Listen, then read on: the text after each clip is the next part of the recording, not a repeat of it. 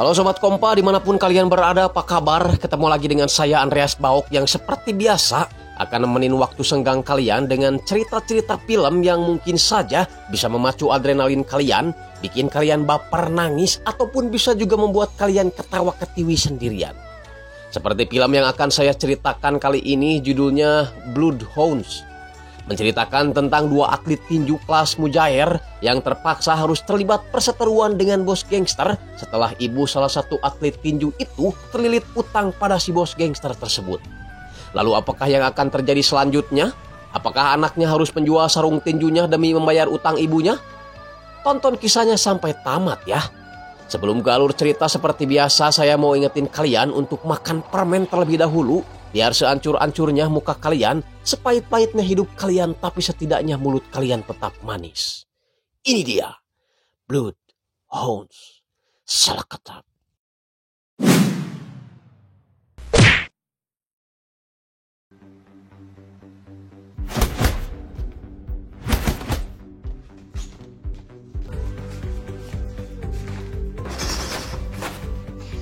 Perkenalkan, pria yang sedang latihan ini namanya Genwo. Dia seorang atlet tinju amatir berbakat, rajin menabung, dan juga baik hati. Ketika mau pulang, dia bertemu dengan seorang pemabuk yang memaksa masuk bis, meskipun si supir sudah melarangnya karena si pria tidak memakai masker. Genwo coba menurunkannya dengan baik-baik, tapi si pria yang udah mabok tai kotok itu malah berniat memukul Genwo meskipun pukulannya gak ada yang kena.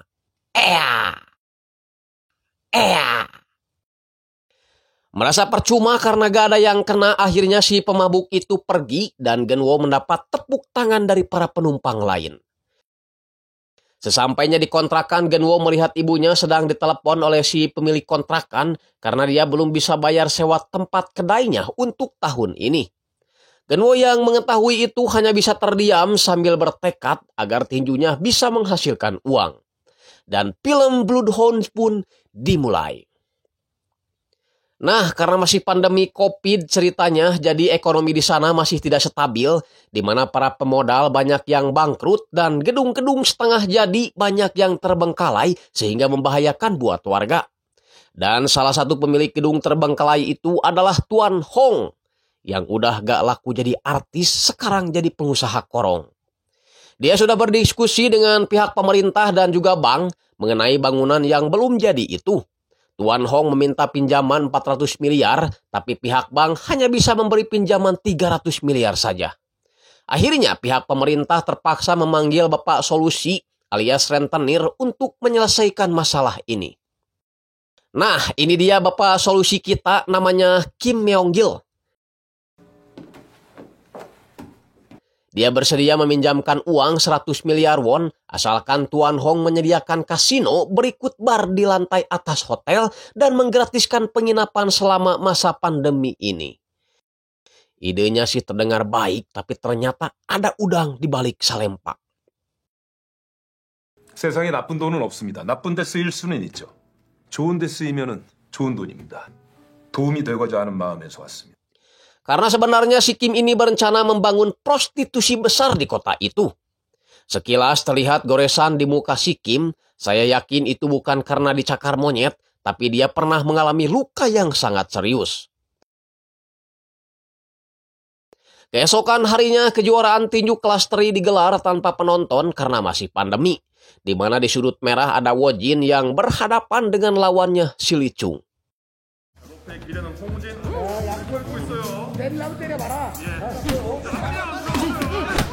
Dan Wojin berhasil menang. Begitupun dengan si Genwo yang berhasil menang mudah atas lawannya.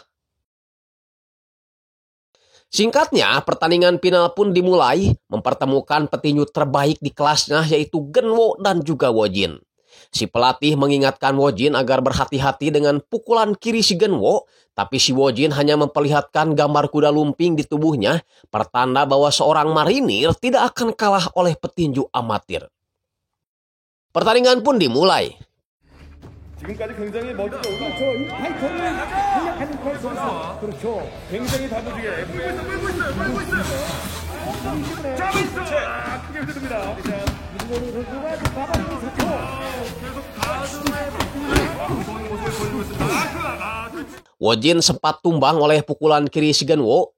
Begitupun dengan si Genwo yang sempat terjatuh oleh pukulan si Wojin.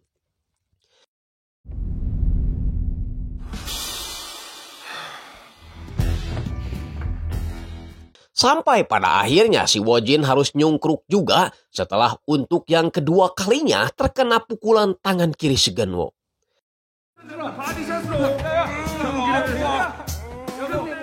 Alhasil karena kalah, Wojin gak dapat hadiah apapun dari sang pelatih kecuali uang 15.000 yang cukup untuk makan di warteg aja. Tapi ketika mau keluar, Genwo sudah menunggunya, mengajak Wojin untuk makan perut babi. Awalnya Wojin menolak karena dia ingin ditraktir makan daging sapi. Lagi pula dia tahu kalau hadiah tinju itu cukup besar, yakni 10 juta won. Tapi Genwo hanya ingin menggunakan uangnya 50.000 won saja karena uang tersebut dia akan berikan pada ibunya yang nunggak uang sewa kedai selama setahun. Alhasil Wojin pun bersedia patungan karena dia ingin makan daging sapi. Gak tahu diuntung nih anak ya. Ganteng kagak, belagunya minta ampun. Wojin mengaku bahwa dia adalah seorang marinir, tapi ketika tahu kalau Genwo lebih senior daripada dirinya, dia pun langsung memberi hormat. Ya, dak. 원래 인천에서 좀 양아치였거든? 정신 차린 거지. 나는 같이 이렇게 힘들게 아침에 일어나서 구보 뛰고 땀 흘리고 막 같이. 소주 한잔 할까? 왜? 몸 때문에? Karena merasa cocok satu sama lain, Wojin memberikan nomor HP-nya dan berjanji di pertemuan selanjutnya dia yang akan mentraktir. Setelah itu Genwo mendatangi kedai kecil ibunya sambil menyerahkan uang hasil tinjunya. Sementara itu Kim menemui marketing perusahaan rentenirnya yaitu Jungmin untuk segera melaksanakan bisnis lintah daratnya di daerah Hanam. Mengingat sebagian besar wilayah tersebut terjerat utang kepada bank. Keesokan harinya, anak buah si Kim dari Semaya Capital mulai beraksi, menawarkan pinjaman dengan bunga rendah pada setiap pengusaha kecil yang ada di daerah tersebut dan berani melunasi utang mereka kepada bank terlebih dahulu. Tentu saja mereka tergiur termasuk ibunya si Genwo. Karena selain dijanjikan bunga rendah, persyaratannya pun sangat mudah, cukup KTP sama jam kesmas saja, mereka udah langsung di ACC. Sedangkan si Genwo terpaksa harus libur latihan karena sasananya ditutup setelah salah seorang rekannya ada yang terpapar COVID. 같이 먹은 애가 확진이 됐다 그러네. 일주일은 쉬어라. 아무것도 하지 말고 그냥 쉬어. Nah, karena bosan, akhirnya si Genwo menelepon Wojin, tapi si Borokokok ini masih tidur dan menyuruh Genwo untuk datang saja ke rumahnya. Namun di perjalanan, dia malah melihat seseorang lagi dikejar-kejar. Mengira kalau itu bangsat ayam, Genwo pun malah ikut mengejarnya. Dia menemukan seorang pria terkapar, lalu mengejar seseorang yang berjaket kulit. 괜찮으세요?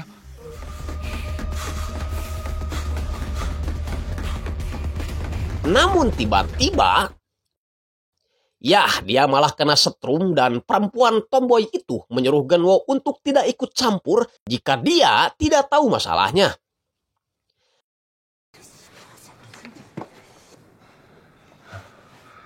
Di sisi lain, bertempat di pasar antik, seorang ibu-ibu menemui seorang laki-laki paruh baya untuk membayar utang sebesar 20 juta won bekas biaya operasi anaknya.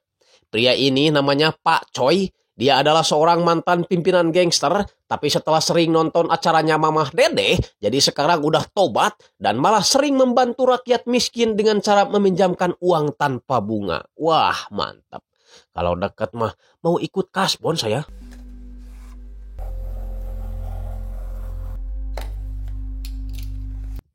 Nah, inilah gadis yang tadi menyetrum si Genwo, namanya Hyunju.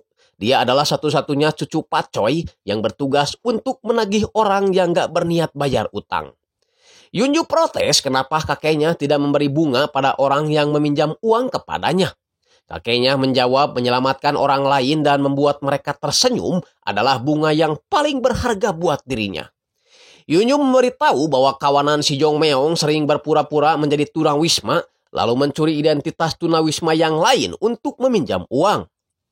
Mengingat bahayanya tugas yang diberikan pada sang cucu, Pak Choi kemudian menghubungi mantan anak buahnya bernama Gordon yang juga agen keamanan agar mencarikannya 2 orang pengawal untuk melindungi cucunya. Sementara itu, Kim beserta para staf Smile Capital sedang mengadakan syukuran terkait kesuksesan mereka berhasil menipu para pengusaha di daerah Hanam untuk mengambil pinjaman pada mereka. Selain itu, mereka juga dapat dukungan penuh dari pemerintah setempat untuk membangun segala macam kemaksiatan termasuk kasino. Dan sebagai imbalannya, Kim memberikan beberapa patung kura-kura ninja yang terbuat dari emas murni kepada orang dalam pemerintahan itu. Yah, kirain di Konoha aja yang pejabatnya kayak gini, ternyata di Korea juga sama. 큰 꿈이 있으시다는가 하면 돈이 필요하실 겁니다. 밀어드리겠습니다. Setelah pesta selesai, Kim mulai menyuruh anak buahnya untuk melakukan intimidasi pada orang-orang yang melakukan pinjaman. Dan target pertama mereka adalah Yoon Se-hyun, ibunya si Geun-woo.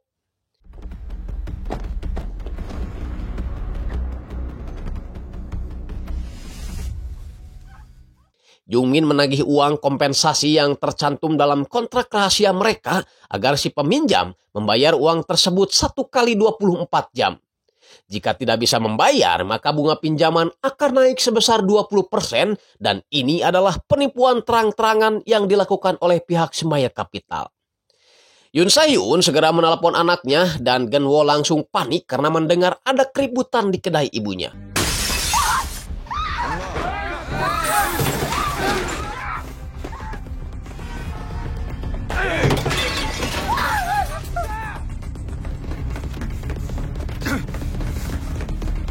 Sesampainya di TKP, Geun-woo langsung dihalangi oleh para anak buah Tuan Kim. Dan dia terpaksa main tinju di luar ring setelah melihat ibunya diperlakukan dengan kasar.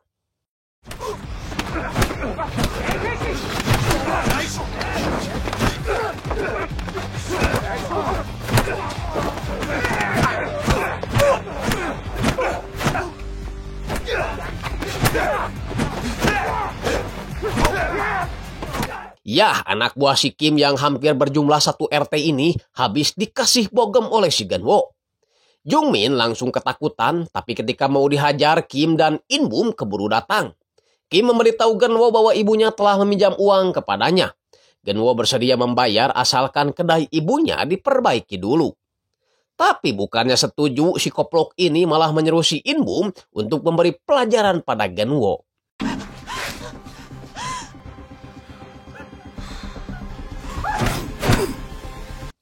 Iya, beginilah jadinya kalau Jin Tomang kawin sama gendarwo betina. Hasilnya jadi kayak gini nih. Mau dihajar gimana juga tetap aja kuat.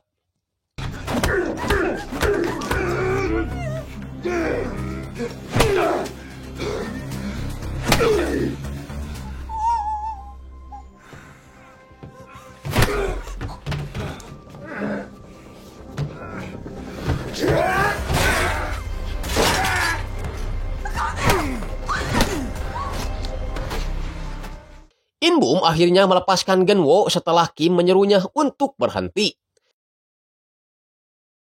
Kim menyukai Geun-woo dan berniat menjadikannya sebagai anak buah. Tapi membuat si Kim marah kemudian melukai wajah si Geun-woo.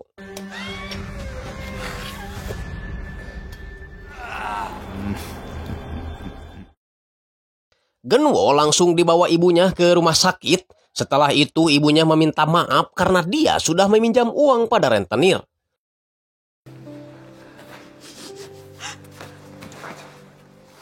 Keesokan harinya giliran si Woo-jin yang mengantarnya. Woo-jin menyarankan agar Geun-woo lapor polisi saja. Tapi Geun-woo menolak karena jika dia lapor polisi maka ibunya akan mati. Setelah memeriksa kontrak perjanjian itu, Woo-jin membenarkan adanya perjanjian pembayaran kompensasi dan bunga yang terus berlipat ganda. Namun perjanjian itu sengaja ditulis kecil agar si peminjam tidak bisa membacanya. Dan kini utang ibu si Geun-woo menjadi 100 juta won. 이자도 5%에서 20%로 바로 올라가. 라고 작게 써놨다고. 무조건 빨리 갚아야지. 돈이 없어. Karena kasihan, si Wojin lalu mengajak Genwo ke tempat makan, dan sambil menunggu makanan datang, dia menelepon kenalannya, berharap kenalannya itu memberikan pinjaman kepadanya. Genwo yang mengetahui hal itu langsung terharu, meskipun muka temannya itu menyeramkan, tapi ternyata hatinya baik dan sangat tulus ingin membantunya. Membuatnya pengen nangis, tapi gak jadi. Malulah udah baukan. Alhasil setelah makan, Wojin pun membawa Genwo pada mantan bosnya yang juga seorang rentenir namanya Seo. Seo bersedia memberikan pinjaman dengan bunga rendah, asalkan Wojin mau kembali bekerja sebagai debt collector untuknya selama setahun. Genwo tentu saja menolak karena mereka adalah atlet tinju, bukan preman. Seo ingin marah tapi gak jadi, baru sadar bahwa Wojin adalah orang yang berbahaya juga.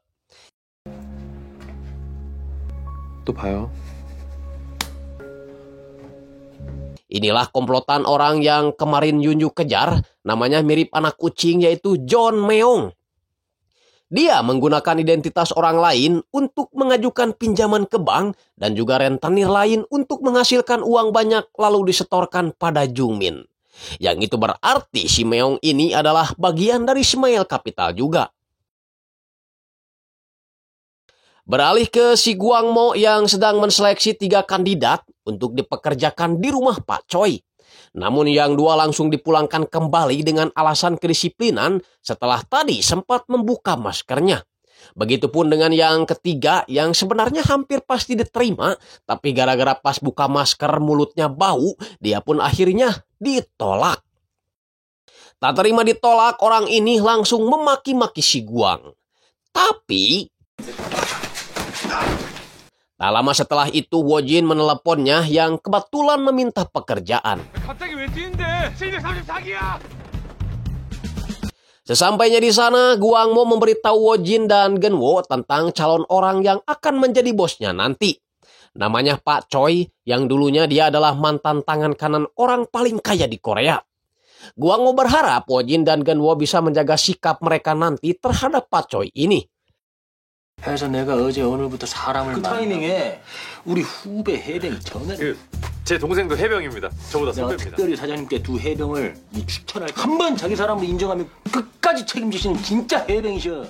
Sementara itu Yunju memberitahu kakeknya tentang penyelidikannya pada si Meong yang ternyata merupakan kaki tangan Smile Capital juga yang tugasnya mencuri data orang lain. Pak Choi yakin bahwa orang-orang seperti si Meong hanyalah pion yang dimanfaatkan oleh pihak Smile Capital untuk menipu para rentenir kecil. Pak Choi juga memberitahu Yunju bahwa dia akan merekrut 2 orang pengawal untuk membantu Yunju dalam bertugas. Meskipun Yunju menolaknya. 그래도 그렇지. 송 대사님 이게 바로 그거네요. Keesokan harinya Pak Choi melihat profil 2 orang calon pegawainya dan Pak Choi sangat suka dengan profil Genwo yang merupakan atlet tinju. Berbeda dengan si Wojin yang meskipun berpengalaman pernah jadi debt collector, tapi dia juga memiliki riwayat yang kurang bagus, yakni pernah ketahuan mencuri sendal jepit milik tetangga. Tapi meskipun begitu, Oh In Muk, asisten Pak Choi, menyarankan agar Pak Choi merekrut keduanya. Tapi Pak Choi ingin bertemu dengan Genwo terlebih dahulu. Alhasil ketika Pak Choi mengatur pertemuan di sebuah restoran sushi, hanya Genwo lah yang boleh masuk sedangkan Wojin tidak bisa.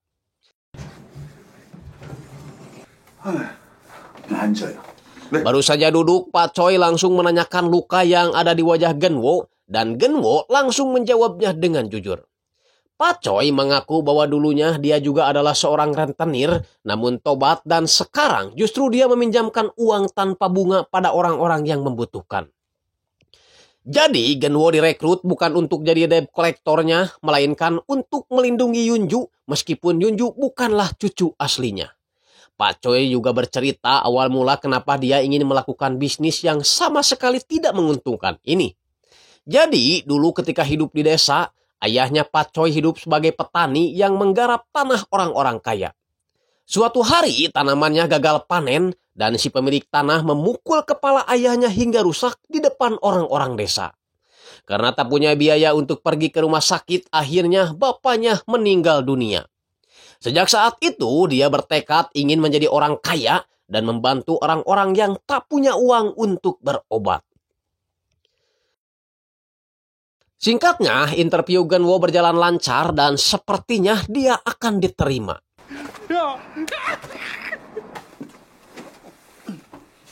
돈이 급한 모양이에요. 그 오늘 안으로 해결해 주세요. Setelah itu Genwo mengajak Wojin ke rumah ibunya untuk makan. Tapi tak lama berselang terdengar ada seseorang yang mengetuk pintu. Dan itu adalah Pak Oh, asisten Pak Choi. Dia disuruh Pak Choi memberikan uang 100 juta won dibayar di muka sebagai bayaran Genwo yang akan bekerja selama 2 tahun. 사무실 주소는 문자로 보내. 감사합니다. 자, 그래.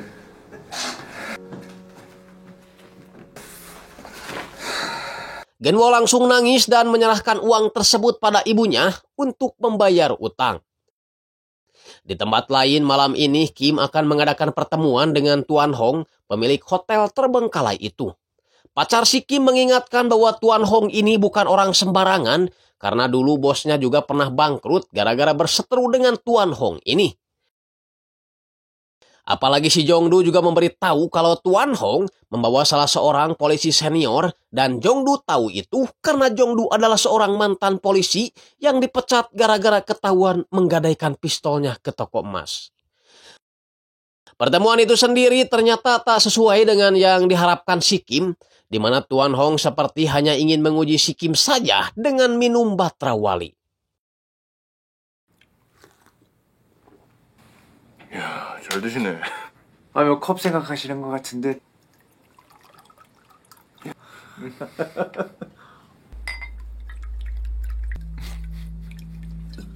Situasi memanas setelah mereka sama-sama abok, apalagi Tuan Hong ternyata sudah menyelidiki latar belakang Smile Capital yang kalau dihitung-hitung, pajak dan seluruh asetnya itu tidak mencapai 50 miliar won. Kenapa sok-sokan pingin menjemin uang 100 miliar won?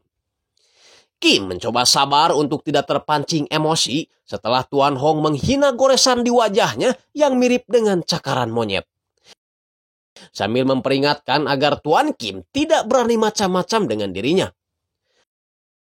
Setelah kongkorongok di WC, Tuan Kim menyuruh Jongdu untuk mencari kelemahan Tuan Hong dan segera menjalankan plan selanjutnya.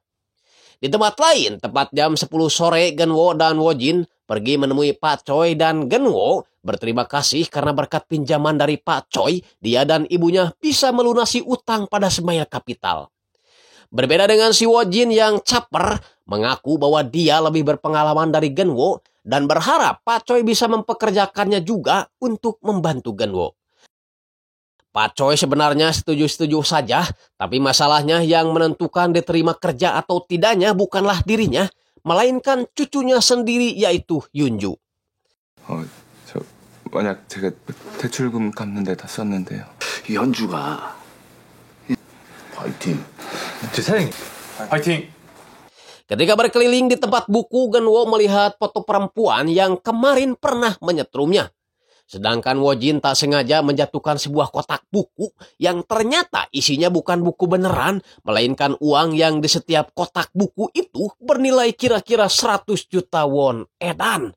Kalau di rumah gue yang jatuh pasti kecoa atau kotoran cicak. Ini uang, guys. Tak lama berselang, Yunju pun datang dan si Wojin langsung dengan pedenya bilang bahwa mereka berdua adalah orang yang dipilih Pak Choi untuk menjadi pengawalnya.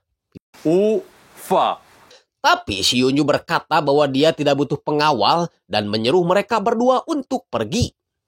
Wojin yang lagi PMS sempat adu bacot hingga Yunju mengusirnya dengan keras. Berbeda dengan Genwo yang langsung berlutut, memohon agar Yunju memberinya kesempatan karena dia sudah terlanjur menerima gaji dari Pak Choi untuk membayar utang pada Smile Capital. Mendengar nama Smile Capital, Yunju langsung tertarik dan mengajak mereka makan. Yunju bercerita bahwa kakeknya adalah orang baik, tapi kebaikannya itu kadang dimanfaatkan oleh orang lain. Seperti si John Meong meminjam uang dengan alasan untuk biaya operasi ibunya lalu kabur. Setelah diselidiki, ternyata dia juga menipu para tunawisma, mengambil data mereka untuk menipu para rentenir. Dan uang-uang itu dia serahkan pada orang yang dia foto. Nah, Sekarang Yunju ingin tahu kira-kira berapa identitaskah yang dihasilkan John Meong dalam satu malam.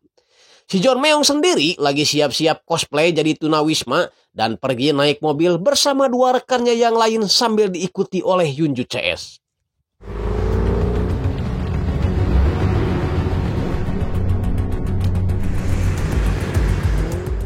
Si Meong berhenti di kawasan pertokoan, menghampiri para gelandangan dengan berpura-pura menawarkan bantuan dengan syarat mereka harus menyerahkan identitas mereka. Genwo melapor bahwa si Meong sudah mendapatkan 4 kartu identitas. Masalah terjadi ketika si Meong membangunkan orang yang pernah dia tipu. Aki-aki itu meminta kembali identitasnya, tapi dia malah dipukul. Gak takut kualat apa nyiksa aki-aki? Genwo yang sudah diperingatkan Yunju untuk tidak macam-macam akhirnya tak bisa menahan diri lagi dan langsung menghajar para penipu itu.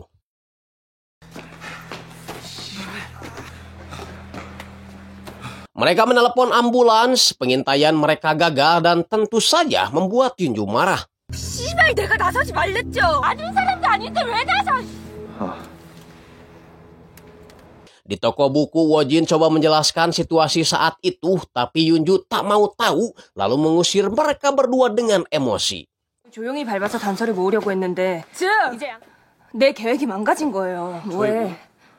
아니 우리가 처음 손말 맞히는데 어떻게 처음부터 내가 전화했잖아. 알길 못 알아쳐먹어! 씨발 무슨 Genwo melerai mereka sambil berkata bahwa mereka tak bisa hanya berdiam diri ketika ada seseorang sekarat di hadapan mereka. Karena itu bisa membuat mereka merasa lebih jahat dari bos Maya Capital. Membuat Yunju tertegun dan seolah-olah setuju dengan apa yang dikatakan dua petinju itu. Genwo dan Wojin berjalan keluar sambil memikirkan kemana lagi mereka harus mencari kerja. Namun tiba-tiba mereka dapat pesan dari Yunju yang menyuruh mereka untuk kembali datang besok jam 10. 내가 이럴 줄 알았어.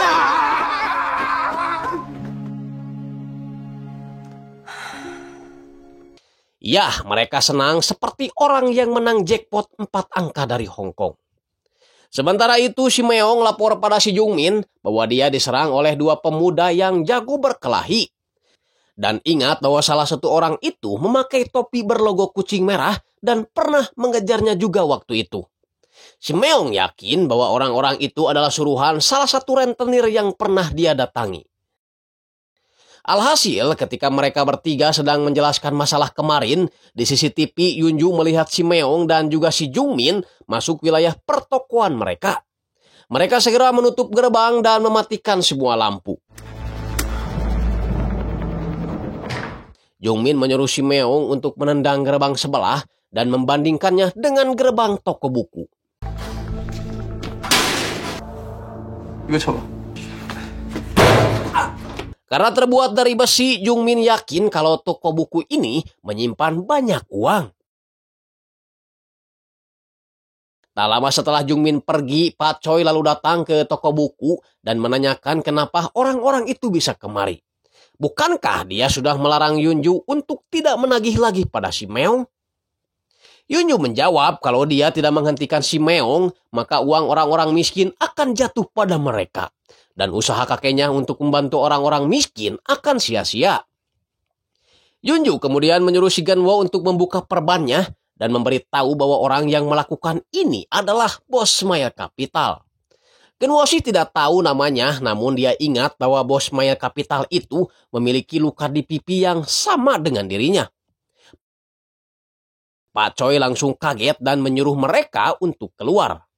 Ya, sepertinya Pak Choi ini sangat kenal dengan Tuan Kim, menyuruh Pak Oh untuk memeriksa apakah benar Kim adalah pemilik Smile Capital. Di luar, Yunju yang lagi bete mengajak mereka berdua untuk makan, dan sepertinya Yunju sudah mulai merasa klop dengan mereka. Sementara itu, si Kim sedang berada di atas gedung sambil memandangi gedung yang terbengkalai milik keluarga Tuan Hong.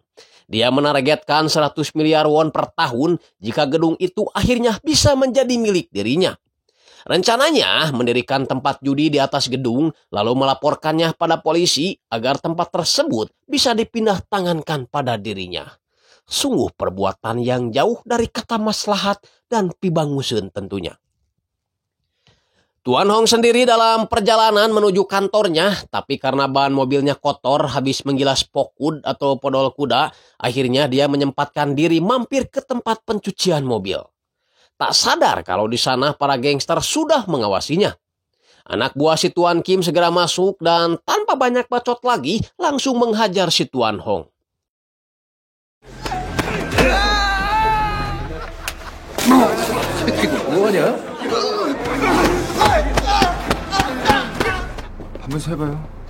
Jongdu yang baru datang memberitahu bahwa inilah balasan pada orang yang sudah berani berbuat tidak sopan pada bosnya. Jongdu menyeru Tuan Hong membuka celananya, membuat video agar seolah-olah Tuan Hong telah melakukan perbuatan pencabulan. Tuan Hong sempat menolak, namun karena terus-terusan disiksa, terpaksalah dia membuka salempaknya. Tuan Kim yang lagi asik latihan silat pun langsung senang melihat video yang dikirim Jongdu itu. Hehehehe. Di lain tempat, Pak Choi dapat kabar dari asistennya Pak Oh bahwa pemilik Smile Capital adalah benar-benar orang yang mereka kenal, yaitu Kim Meong-gil. Pak Choi langsung tertegun mengingat kejadian waktu itu. Dahulu ketika Pak Choi masih memegang jabatan ketua gangster dan rentenir, tiba-tiba saja dia memutuskan untuk menutup bisnis uang jabriknya. Kim yang saat itu masih menjadi anak buahnya mungkin merasa kecewa sehingga dia nekat merencanakan sesuatu. Dan benar saja malam harinya Pak Choi dapat kabar dari asistennya bahwa kantornya telah disusupi maling. Dan maling itu adalah In Bum yang membawa seorang ahli berangkas bernama Tole.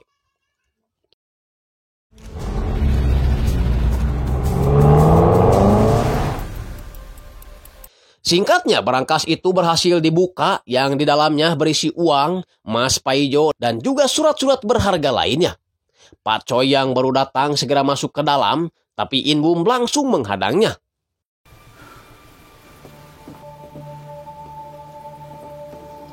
넌 뭐야?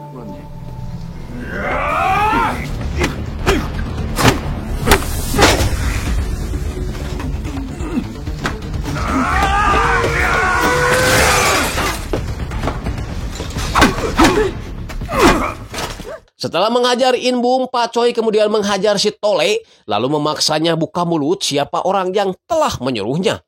Namun tiba-tiba Kim datang dari arah belakang sambil menusukkan pisau.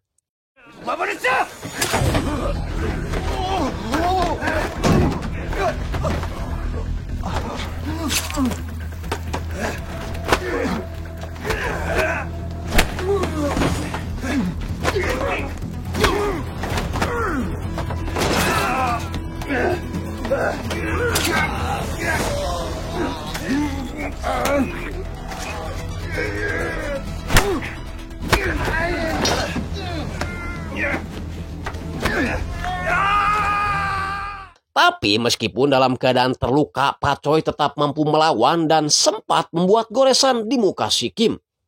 Masalahnya, makhluk blasteran ini kembali bangun, membuat Pak Choi kewalahan lalu melemparnya ke bawah gedung.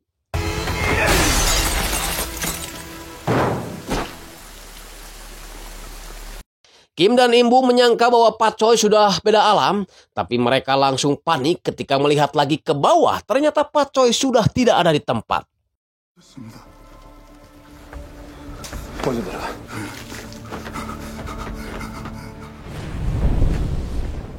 Ya, Pak Choi berhasil diselamatkan oleh asistennya Pak Oh. Meskipun sampai sekarang dia harus cedera dan gak bisa jalan. Pak Choi kemudian menemui Yunju, menyuruhnya untuk tidak berurusan lagi dengan Smile Capital. Pak Choi merasa sudah tidak punya lagi kekuatan dan keberanian untuk meladeni mereka. Lagi pula dia sudah bau tanah, ingin menikmati sisa hidupnya dengan damai sambil mengajarkan ilmu bisnis pada Yunju. 나한테 남은 시간 주면서 평화롭게 살고 싶어. 유일한 소원이. 고맙다. Tuan Kim sendiri tengah bersiap-siap mengajak In Bum naik odong-odongnya pergi ke suatu tempat.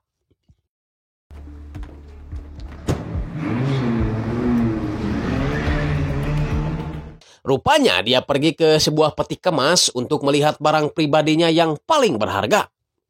Yah, itu adalah emas batangan yang setiap batangnya bernilai 500 juta won. Dia sengaja menginvestasikan hartanya melalui emas agar ketika bisnisnya ada masalah di Korea, maka dia tinggal kabur aja ke luar negeri dan hidup sebagai raja di negeri orang. Dan tentu saja dia akan selalu membawa In Bum bersamanya karena ternyata In Bum adalah adik kandungnya. Kembali ke Yunju CS yang tadinya berniat sarapan ke warung langganan si Wojin, namun tempat itu sudah dalam keadaan berantakan. Pemilik warung makan itu mengaku warungnya dirusak setelah dia tidak punya uang untuk membayar utang pada rentenir. Setelah Wojin telepon, ternyata rentenir itu adalah si Seo, kenalan Wojin juga, yang melampiaskan kekesalannya pada para peminjam setelah dia kena tipu 500 juta won oleh salah seorang nasabahnya. Yunju curiga bahwa itu adalah perbuatan si John Meong. Namun dia ragu untuk bertindak setelah kemarin kakeknya melarangnya. Tapi mereka sepakat ingin mengakhiri kejahatan si John Meong, lalu mengembalikan uang-uang itu pada rentenir-rentenir kecil, berharap mereka juga dapat komisi 10% dari tiap uang yang mereka kembalikan. Malam harinya mereka pergi ke tempat terakhir kali mereka melihat si John Meong. Sialnya mereka ketahuan sehingga si Meong melaporkan mereka pada si Jungmin. Meong kemudian memancing Yunju CS agar mengikutinya ke stasiun bawah tanah, lalu menantang mereka agar keluar. Tara! Ya, si Meong berani menantang mereka karena di luar puluhan gangster siap membantunya. Yunju yang ketakutan segera menelepon kakeknya, namun terlambat karena mereka sudah terkepung.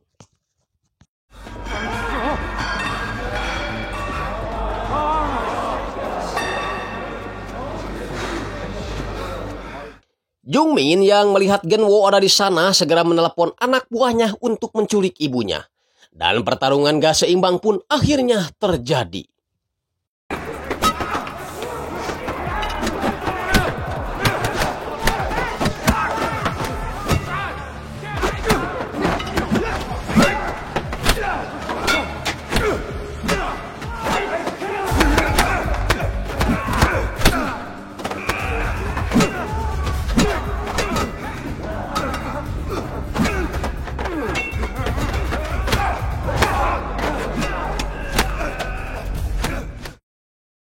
Yunju yang merasa khawatir dengan keselamatan dua pegawainya terpaksa turun tangan sambil membawa tongkat dan juga alat penyetrum.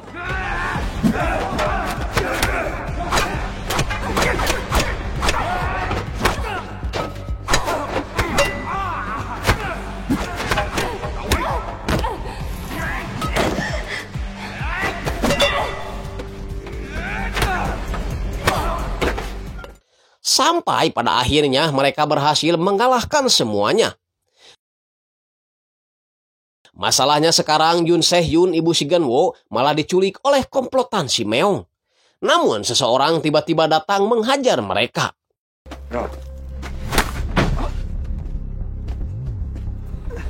귀찮아 죽겠네 진짜.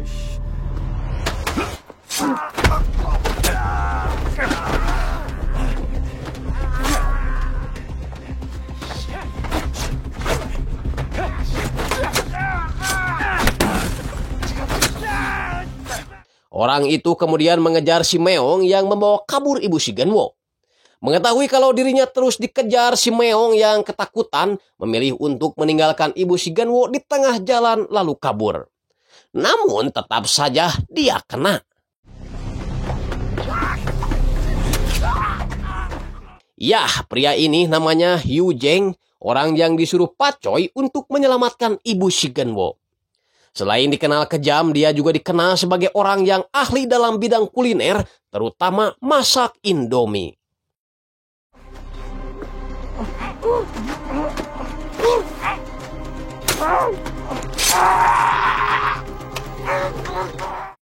Sementara itu orang suruhan Pak Choi lainnya namanya Dugong, pergi ke stasiun bawah tanah untuk menyelamatkan Yunju CS. Namun karena dia tidak melihat orang yang dicarinya, dia pun kembali pulang sambil menghajar satu orang yang menghalanginya.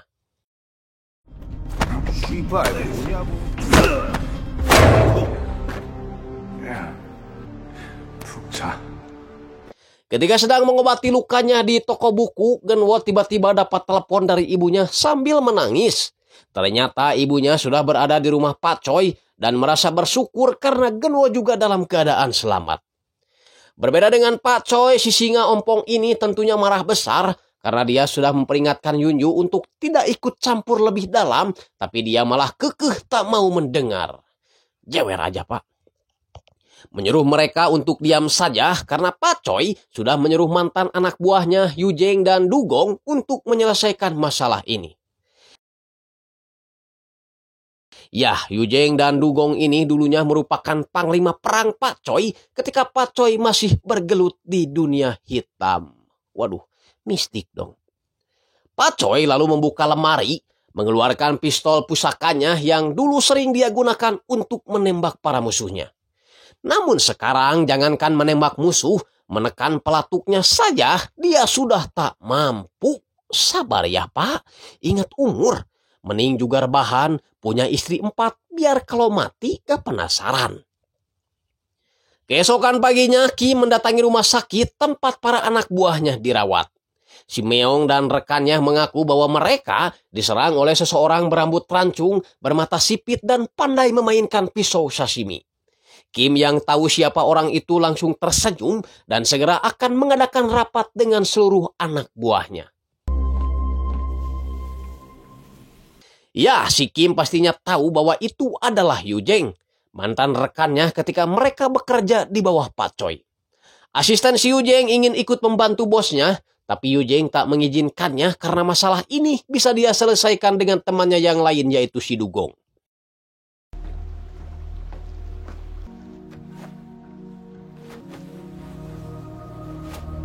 Yujeng dan Dugong bertemu di sebuah warung kopi membahas tentang rencana mereka yang dapat izin dari Pak Choi untuk menghancurkan Smile Capital. Begitupun dengan si Kim dan anak buahnya yang sedang rapat membahas tentang ancaman yang diberikan Pak Choi melalui 2 mantan anak buahnya yaitu si Yujeng dan juga si Dugong. Mustahil bagi Kim bisa mengalahkan mereka jika mereka berdua turun tangan. Ultraman juga ketakutan kalau mereka berdua udah turun tangan mah. Satu-satunya cara agar bisa menang adalah membunuh mereka berdua satu persatu di tempat terpisah. Di tempat lain, Genwo CS lagi mengecek panti asuhan yang nantinya akan ditinggali ibunya. Beralih ke si Dugong yang mulai mengumpulkan informasi mengenai Smile Capital dari para anteknya di lapangan. Setelah itu para veteran ini berkumpul sambil mendengarkan Pak Oh memberikan informasi detail tentang siapa-siapa saja orang-orang penting di Smile Capital. Yang pertama ada Jung Min, sebagai kepala marketing, pernah beberapa kali masuk sel karena kasus penipuan. Yang kedua ada Jong Du, mantan polisi yang dipecat karena kasus pencabulan terhadap nenek-nenek di bawah umur. Untuk sementara, Dugong akan mengawasi Jung Min dan Yujeng akan membuntuti Kim. Pak Choi juga mengingatkan mereka tentang si In Bum yang memiliki kekuatan setara dengan genderuwo jantan. Yujeng menyarankan Pak Choi agar menyuruh Genwo CS segera memindahkan uang yang ada di toko buku, mengingat waktu dan tenaga mereka yang terbatas. Dugong juga memuji kemampuan silat mereka bertiga yang mampu mengalahkan puluhan gangster di stasiun bawah tanah. Tanpa membuang banyak waktu lagi, Dugong pergi ke komplek perumahan si Jung Min untuk mencari tahu apa saja yang sering dilakukan oleh orang ini. Sementara si Yujeng berada di atas gedung sambil mengawasi gerak-gerik si Kim. Begitupun dengan Yunju CS yang bersiap pergi ke toko buku untuk memindahkan uang.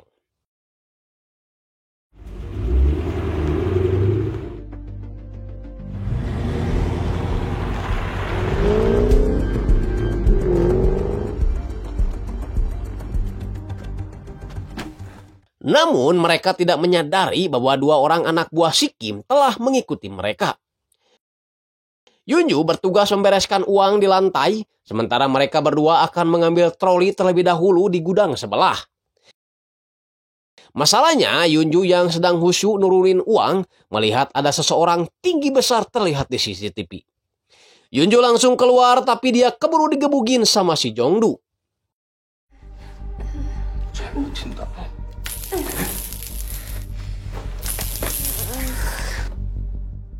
Sedangkan si Inbum masuk untuk menghajar si Genwo dan juga si Wojin. 누군데? 내가 그때 말한 사람.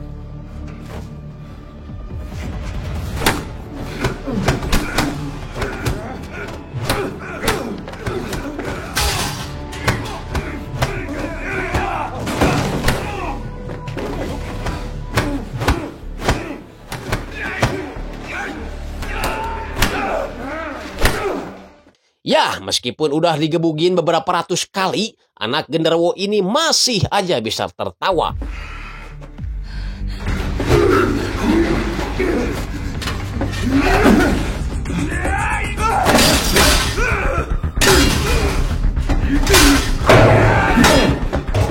Wojin hampir saja innalillahi di tempat, tapi beruntung dia dapat menahan sekop itu.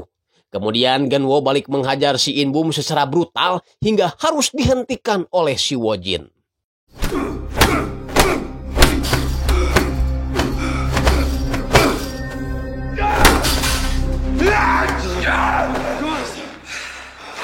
Sementara itu, Yunju berhasil melepaskan diri dan perlahan membalikan borgolnya.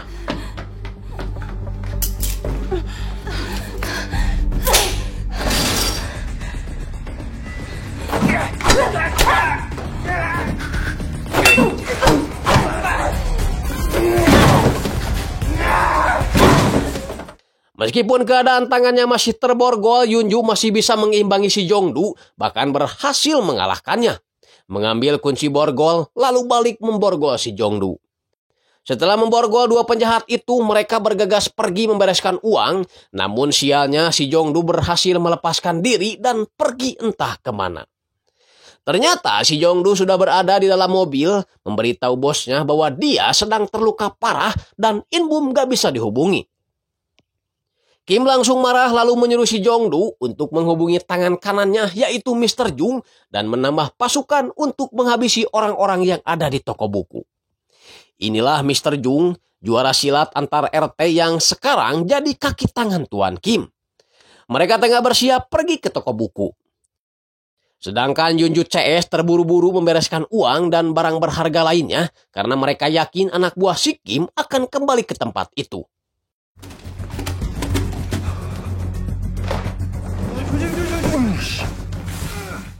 Genwo disuruh keluar duluan untuk standby di mobil, sedangkan Wojin dan Yunju akan membereskan satu brankas lagi.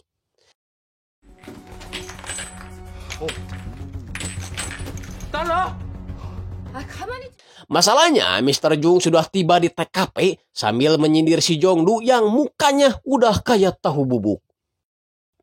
Kemudian mereka berusaha mengepung jalan yang akan dilalui oleh Yunju CS. Ya terpaksalah mereka menerobos hingga kejar-kejaran pun tak bisa dihindari lagi.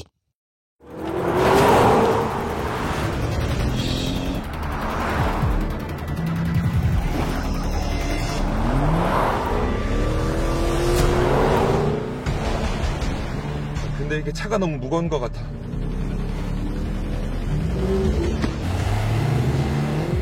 Julukan bahwa wanita itu jago goyang memang benar adanya. Itu terbukti ketika Yunju berhasil menumbangkan mobil si Jongdu dengan 2-3 kali goyangan.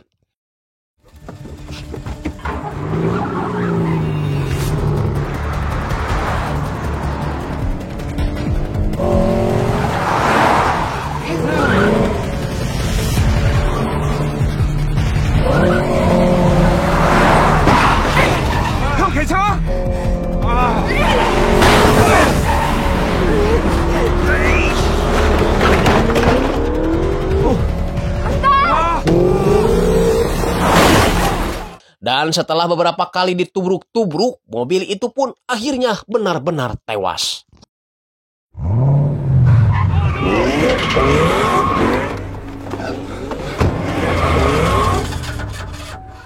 Yunju dan Wojin mencoba memindahkan batangan emas itu ke mobil Genwo. Genwo sendiri terpaksa menurunkan beberapa box uang karena mobil mereka sudah tidak muat lagi.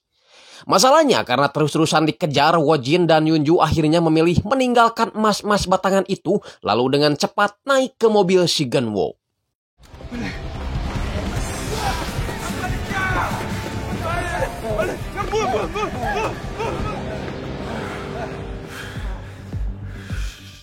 Di tempat lain, Yujeng melaporkan hasil penelusurannya selama dia membuntuti si Kim. Ternyata yang meminjam uang pada Smile Capital tidak hanya dari orang-orang gomis alias golongan miskin saja, melainkan para pejabat, politisi, atlet, sampai artis sinetron pun banyak yang meminjam uang pada perusahaan rentenir itu. Membuat Pak Choi merasa bersalah karena dulu dia telah mengizinkan si Kim untuk menjadi anak buahnya. Dan juga menyesal telah melarang Yujeng untuk tidak membunuh Kim waktu itu. Tak lama setelah itu, Yujeng dapat telepon dari Yunju bahwa mereka berhasil mengamankan uang di toko buku, tapi tidak dengan uang dan emas yang ada di berangkas. Pak Choi sendiri tak masalah asalkan ketiga anak muda itu berhasil selamat.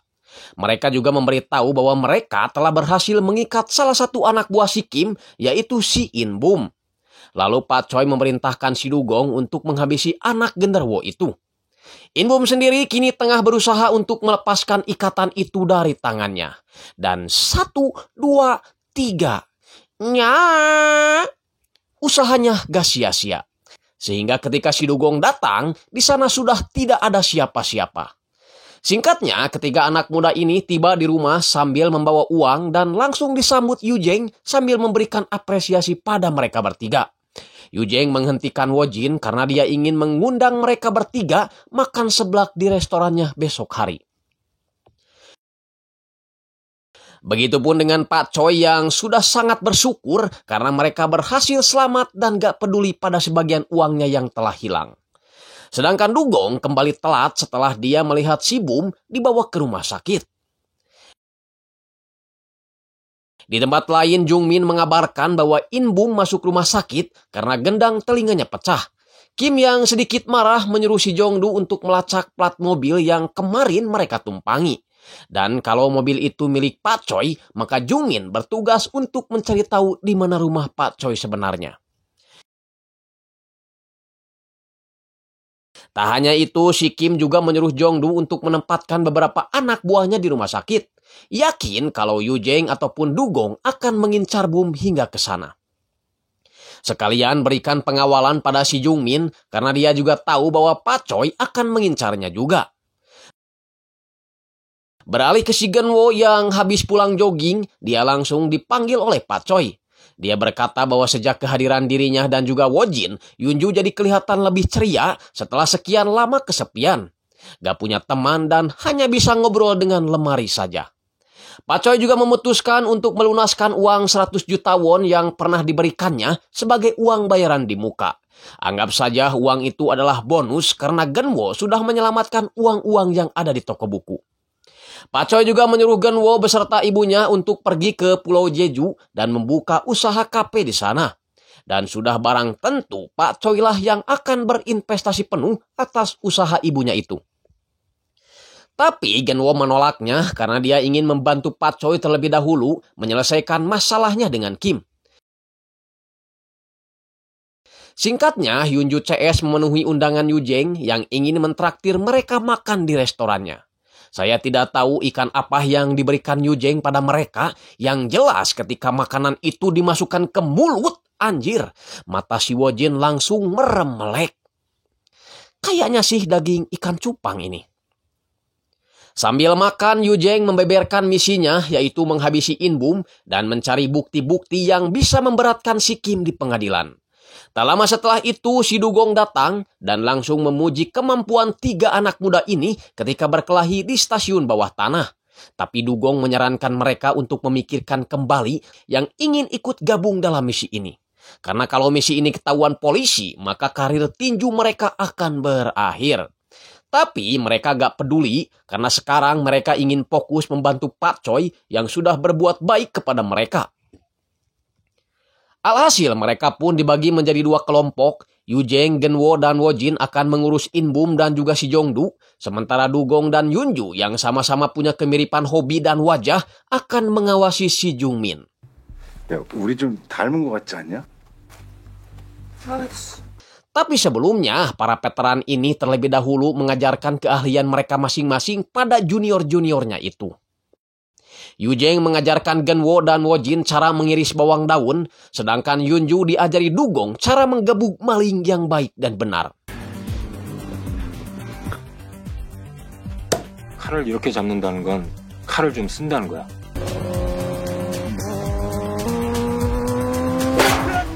Di rumah sakit, Inbum yang masih kesal karena dikalahkan Genwo langsung melampiaskan emosinya pada rekan-rekannya sendiri.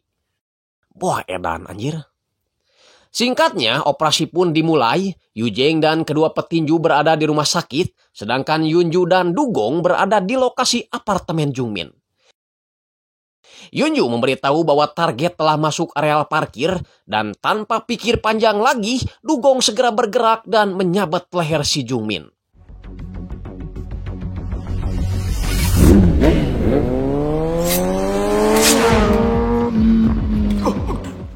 Anak buah si Kim segera menyelamatkannya dan Dugong sedikit lengah.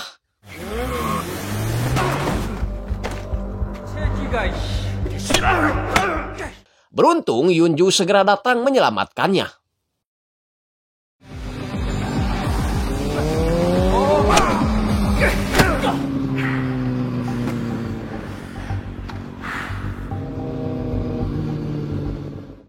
Tak lama setelah itu, Yujeng ditelepon Dugong memberitahu bahwa misi pertama sukses. Yujeng lalu bergerak ke rumah sakit dan kebetulan target mereka si Jongdu terlihat sedang naik lift. Mereka pun mengejarnya melalui tangga darurat dan tanpa pikir panjang lagi mereka langsung menyeret si Jongdu untuk keluar. Salah satu anak buah si Kim sempat melihat mereka, tapi Wojin segera menghajarnya.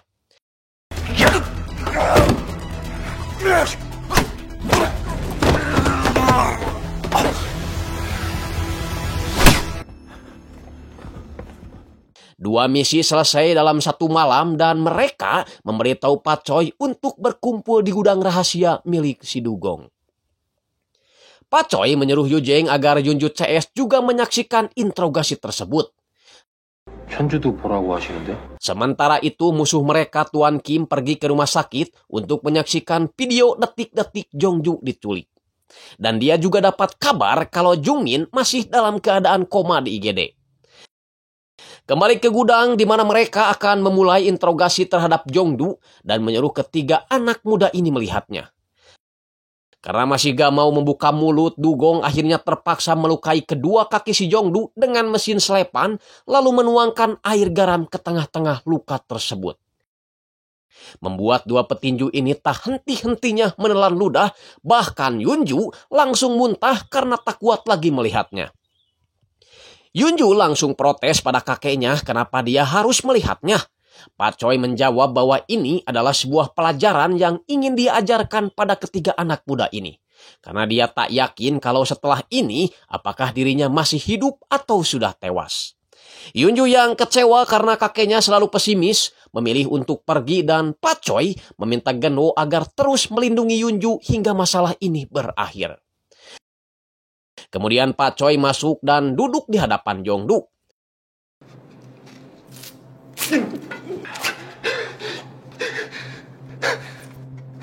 Pak Choi tahu kalau Jongdu adalah anak buah yang paling dekat dengan si Kim.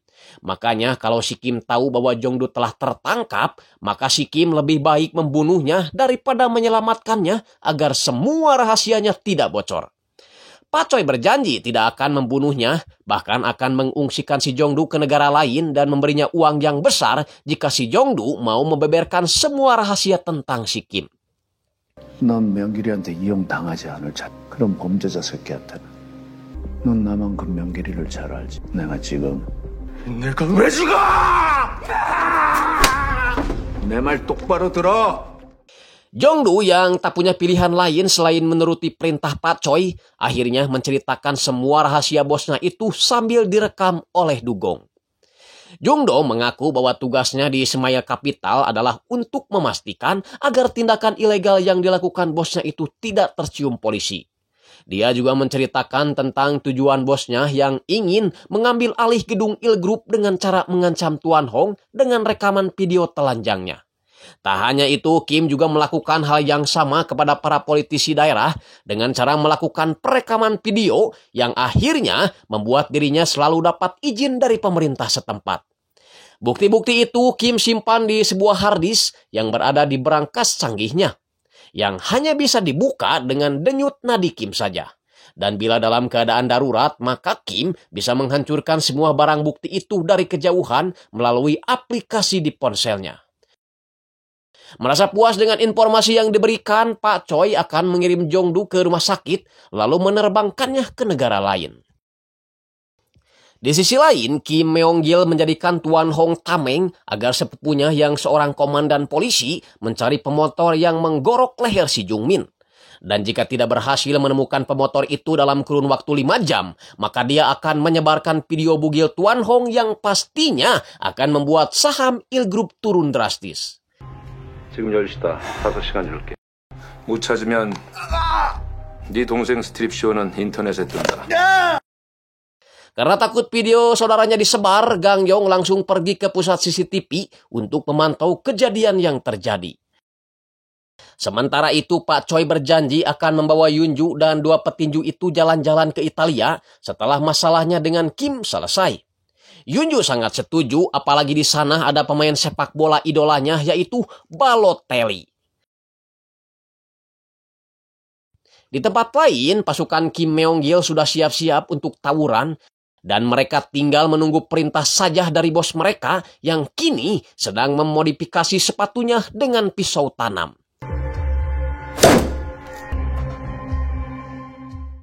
Berbeda dengan si Kim, musuh dirinya justru sedang pada santai, minum tuak hingga si Wojin tak bisa lagi berdiri. Di luar, Dugong curhat pada Yujeng bahwa sebenarnya dia sudah berkeluarga dan sebentar lagi dia akan menjadi seorang ayah. Tentu saja Yujeng kaget karena kalau tahu Dugong sudah berkeluarga, maka dia tidak akan mengajaknya lagi turun ke dunia persilatan. Menyuruhnya untuk segera pulang sambil memberi uang agar Dugong bisa membelikan istrinya ayam geprek.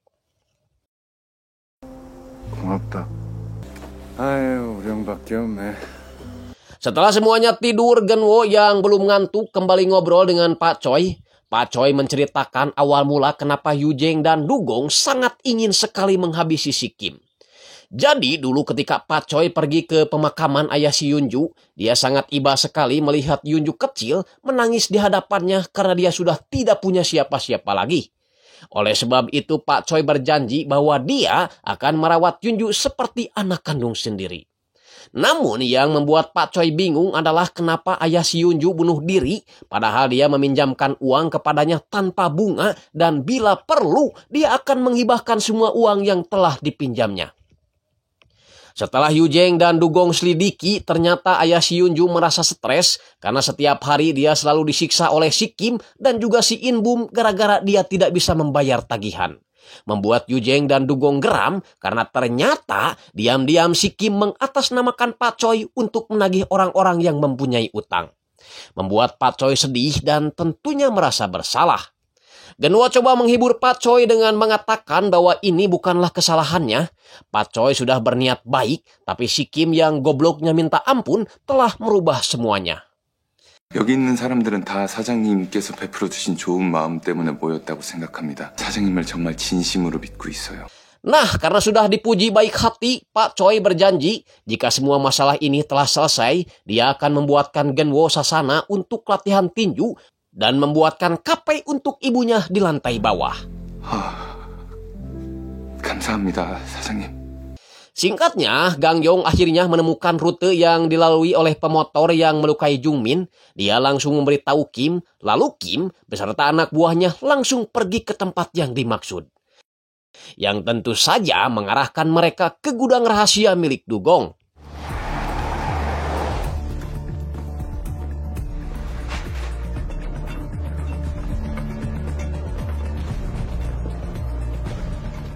Salah satu anak buah si Kim menemukan foto si Dugong beserta alamat lengkapnya, dan tanpa pikir panjang lagi, iring-iringan mobil ini langsung pergi ke kediaman si Dugong lalu mengetuk pintu.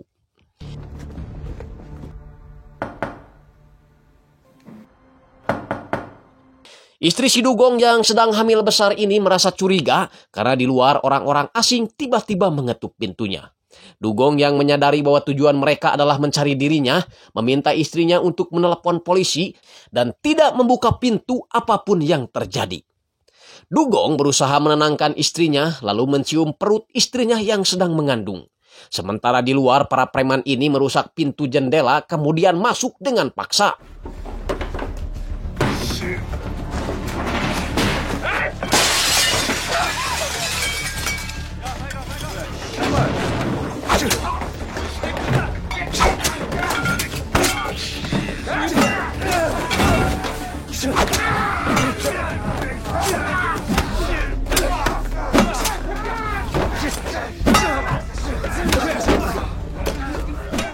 Jumlah musuh yang terlalu banyak dan ruangan yang sempit membuat Dugong kewalahan, tapi dia tetap berusaha melawan.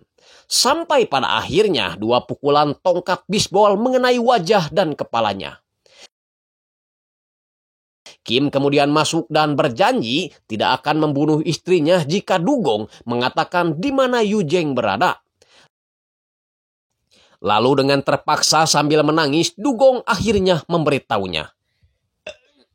Di tempat lain, Genwo sedang membantu ibunya membereskan pakaian karena sebentar lagi Hyunju akan mengantar ibunya ke panti asuhan milik Pak Choi. Di tempat berbeda, Yu Jeng yang baru pulang ke tempat usahanya merasa heran karena pintu warungnya tidak dalam keadaan terkunci. Belum sadar kalau anak buahnya telah tewas. Setelah ganti pakaian, Yu Jeng lalu pergi ke dapur dan di sanalah Kim sudah menunggunya. Kim memberitahu bahwa Dugong telah tewas dan sebelum beda alam Dugonglah yang memberitahu tempat ini kepadanya. Yu Jeng langsung pasang kuda-kuda tapi dia harus langsung terluka setelah sepatu modifan si Kim mengenai kakinya.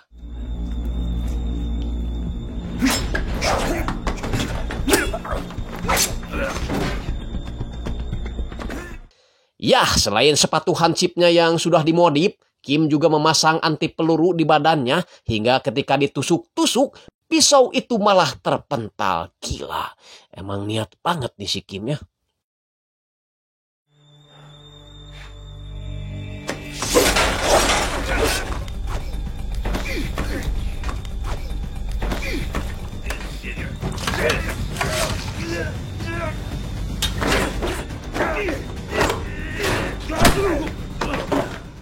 Sampai pada akhirnya Yu Jeng yang sudah banyak mengeluarkan darah terpaksa menemui malaikat maut untuk menyusul rekannya si Dugong ke alam baka.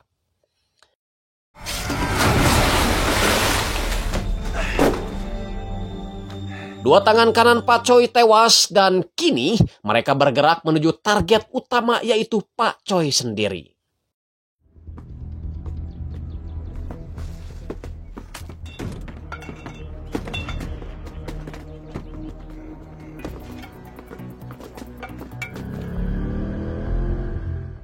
Di rumah itu hanya ada Wo Jin dan Pak Choi saja karena Genwo dan Yunju masih dalam perjalanan pulang setelah mereka mengantar ibu si Genwo ke panti asuhan. Ketika sedang makan, Wo Jin melihat sesuatu yang mencurigakan dan segera memberitahu Pak Choi bahwa anak buah si Kim sudah datang. Pak Choi menyuruh Wo Jin untuk cepat-cepat turun ke lantai bawah karena di sana ada pistol yang bisa dia gunakan. Namun belum juga turun, pasukan si Kim sudah berhasil menerobos masuk rumah sehingga terpaksalah si Wo Jin menahan sendirian.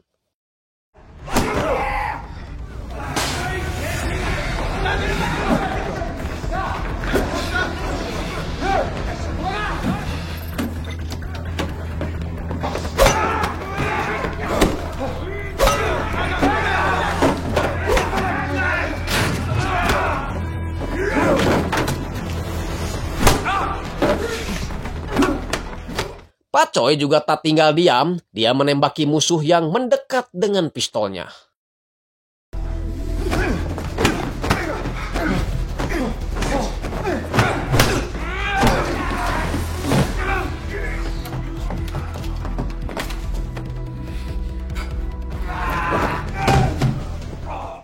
Kembali ke si Wojin yang sebenarnya pertarungan mereka cukup seimbang.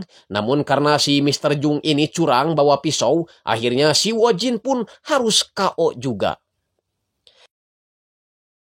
Begitupun dengan Pak Choi yang kali ini dihampiri nasib tragis setelah dirinya diserang oleh titisan genderuwo.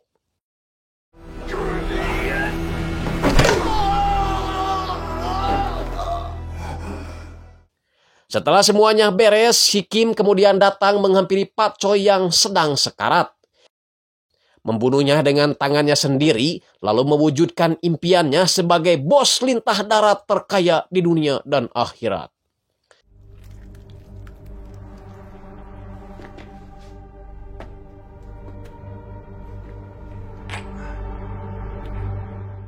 Tak lama setelah para preman itu pergi, Genwo dan Yunju datang mendapati rumah Pak Choi yang sudah hangus terbakar. Genwo menemukan Wojin sudah bersimbah darah, lalu membawanya keluar dan dari aroma-aroma napasnya mah kayaknya dia masih hidup, berbeda dengan Pak Choi yang memang sudah benar-benar tewas. Makanya Genwo segera membawa Yunju keluar, apalagi tempat itu sebentar lagi mau ambruk. Wojin dibawa ke ruang operasi karena kehilangan banyak darah. Berhubung sedang pandemi, jadi stok darah pun semakin menipis, sehingga Genwo menyuruh suster untuk mengambil darahnya saja. Tak tanggung-tanggung, Genwo memaksa si suster untuk mengambil 2 kantong darah sekaligus dari tubuhnya, berharap temannya bisa terselamatkan. Waduh, si Genwo harus banyak-banyak makan pete ini mah. Ati maung terus jeroan semut, biar darahnya kembali normal. Sementara itu, Yunju kembali tak kuasa menahan air matanya sambil mengenang masa-masa indah bersama kakeknya. Kakek yang selalu menyayanginya kini telah pergi untuk selama-lamanya. Genwo yang baru saja selesai melakukan donor darah tak melihat Yunju ada di sana. Dia coba menelepon tapi Yunju tak mau mengangkatnya dan memilih untuk pergi.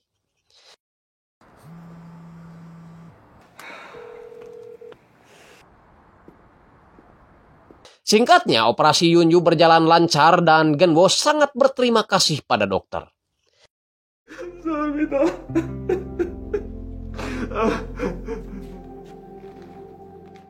3 bulan kemudian setelah peristiwa itu terjadi, 2 petinju ini mengasingkan diri ke tempat yang jauh dari kota mereka sebelumnya. Mereka terus berlatih kemampuan fisik mereka, mulai dari mengencangkan otot-otot kaki, tangan, dan juga urat pangenton.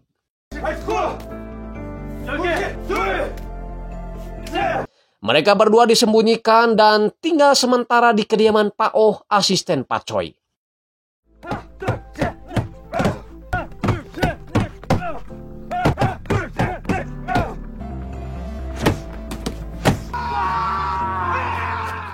Tapi meskipun mereka sudah meningkatkan kemampuan fisik dan bertarungnya, tapi mereka belum mendapat izin dari Pak Oh untuk turun gunung membalas dendam pada Kim Myong-gil.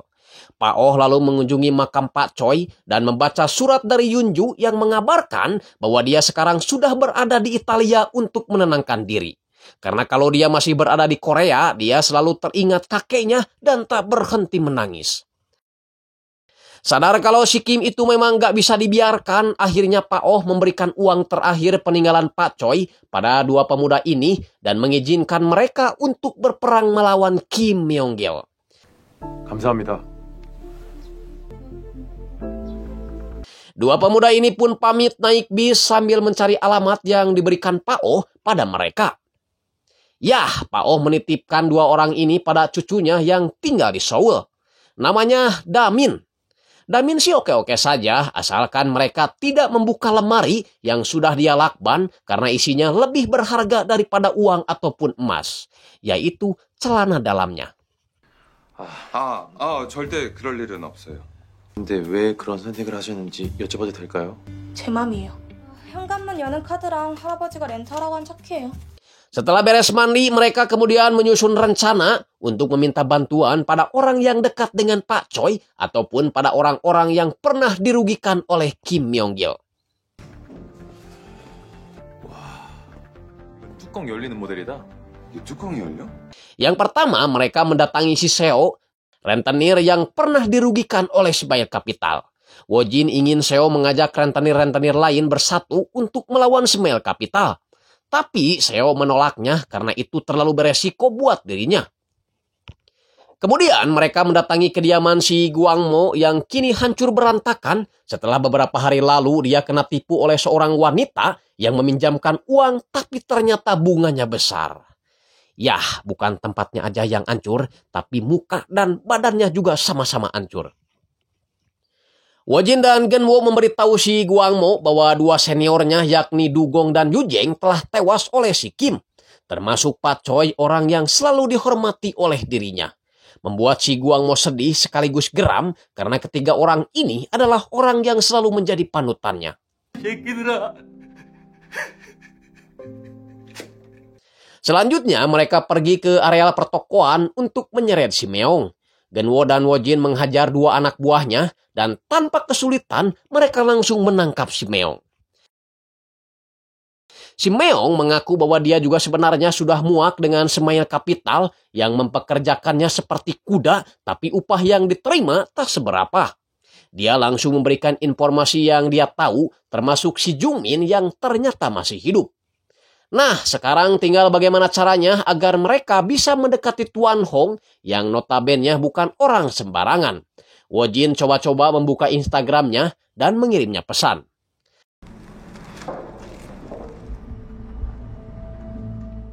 Tuan Hong sendiri kembali dipanggil si Kim karena kontrak gedung terbengkalai itu tak kunjung selesai juga.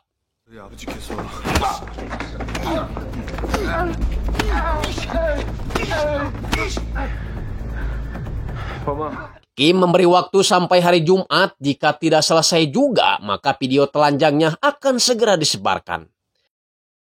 Setelah tidak tahu lagi apa yang harus dilakukan, Tuan Hong lalu membaca pesan di Instagramnya, kemudian melakukan pertemuan dengan dua petinju itu di bar langganannya sambil ditemani oleh sepupunya Gang Yong. Yang sudah barang tentu, seperti biasa, kedua orang kaya ini menguji Genwo dan juga Wojin dengan cara minum-minum. Genwo tak mengizinkan Wojin minum karena dia masih tahap pemulihan. Maka dari itu Genwo sendirilah yang akan meladani mereka minum sampai abok.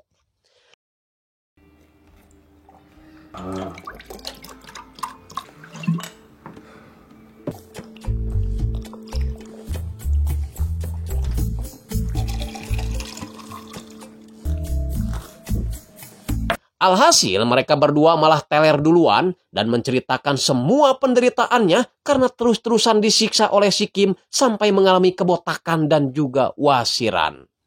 Begitupun dengan si Gang Yong yang merasa stres memikirkan penderitaan adik sepupunya itu yang terus-terusan ditekan oleh si Kim.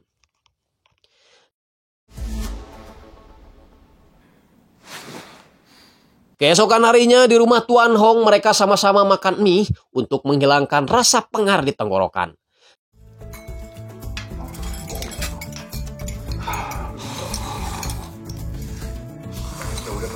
Sehari sebelum penandatanganan kontrak itu dilakukan, Genwo dan Wojin masuk ke gedung Il Group untuk menemui dua orang anak buah Gang Yong. Yang pertama ada detektif Han dan juga ahli cyber bernama Taeyun. Mereka berusaha akan meretas HP si Kim di acara rapat nanti dengan cara memblokir sinyal sehingga si Kim harus menggunakan Wi-Fi. Dan yang kedua, mereka akan menggunakan barcode sebagai protokol wajib karena ceritanya ini masih pandemi.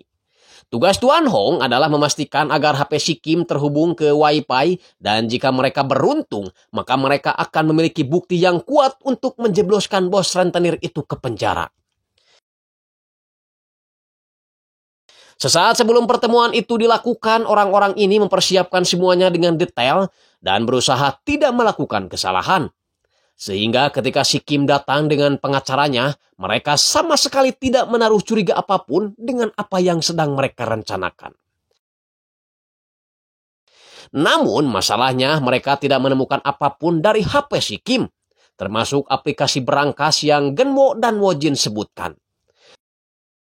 Ternyata Kim membawa dua HP di tasnya sehingga Taeyun menyuruh Tuan Hong untuk berusaha mengarahkan HP satunya lagi agar terhubung ke Wi-Fi.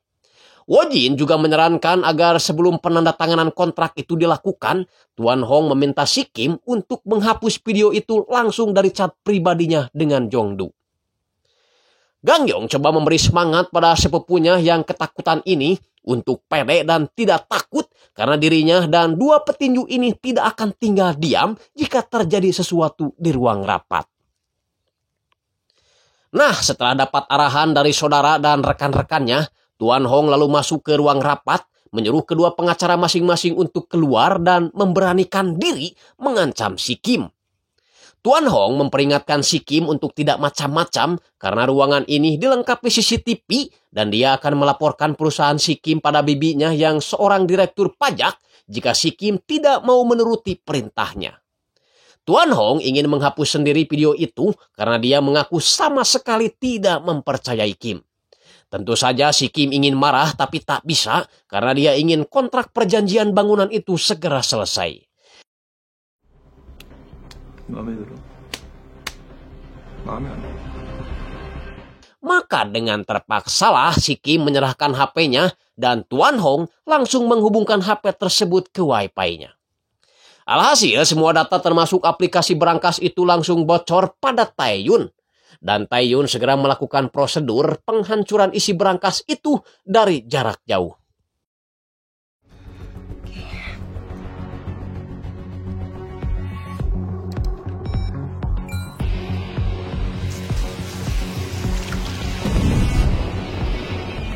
끝났어요. Kemudian Gangyong menyuruh Tae-yun mentransfer semua data dari HP si Kim ke komputernya karena dia akan segera menjebloskan Kim ke dalam penjara. Tuan Hong sangat berterima kasih pada dua anak muda ini dan berniat akan membantu biaya pengobatan untuk menghapus luka yang ada di wajah mereka. Tapi mereka menolak karena justru berkat luka-luka ini mereka bisa bertemu dengan orang-orang baik. Wes, mantap sekali kata-katanya. Nah, sekarang tugas mereka adalah mencari emas-emas batangan berikut harta Pak Choi yang kemarin dicuri oleh si Kim. Karena kalau dibiarkan, maka bisa dipastikan si Kim akan membawa kabur semua hartanya ke luar negeri dan bebas dari hukuman polisi. Kim sendiri kini berniat akan mengadakan pesta tuak, namun baru juga sampai rumah, mereka langsung mencium bau gosong dan ketika diperiksa, wow, berangkasnya sudah hancur. Namun si Kim ini tak kehabisan akal, dia menggunakan nomor Pak Choi untuk menelepon salah satu anteknya di kepolisian agar membantunya mencari orang-orang buruannya melalui HP Pak Choi. 내가 지금 기사한테 전화 하나 보내줘. 일단 한 늙은이 하나. 영호까지 찾으면 돈 3배로 준다. Ya, orang ini namanya Kim Jae-min. Dia membuka isi HP Pak Choi dan memeriksa semua aktivitas panggilan di HP itu. Selain antek si Kim, dia juga salah satu anak buah Gangyong di kepolisian. Sialnya Gangyong malah keceplosan memberitahu Jae-min bahwa dia sedang menyelidiki seorang bos rentenir yang sudah lama dia incar. Dan dia sudah mendapatkan nama-nama orang yang terlibat di dalamnya. Jae-min langsung melaporkan hal itu pada Kim dan Kim akan membayar dirinya 100 juta won jika Jae-min berhasil mencari tahu siapa-siapa saja orang yang membantu Gangyong. Yakin kalau Gangyong tidak mungkin bekerja sendirian. Singkatnya, berkat informasi dari Jae-min yang melacak Pak Oh melalui kartu kreditnya, para anak buah si Kim menanyai semua pedagang yang selalu didatangi Pak Oh. 마스크를 쓰고 다니셔서 잘 모르겠습니다. 잘 모르겠습니다. Tak jarang para preman ini mengacak-ngacak bahkan memukul pemilik toko jika jawaban mereka tak memuaskan. Sampai salah satu pemilik toko kelontongan ada yang mengenalinya dan memberikan alamat Pak Oh.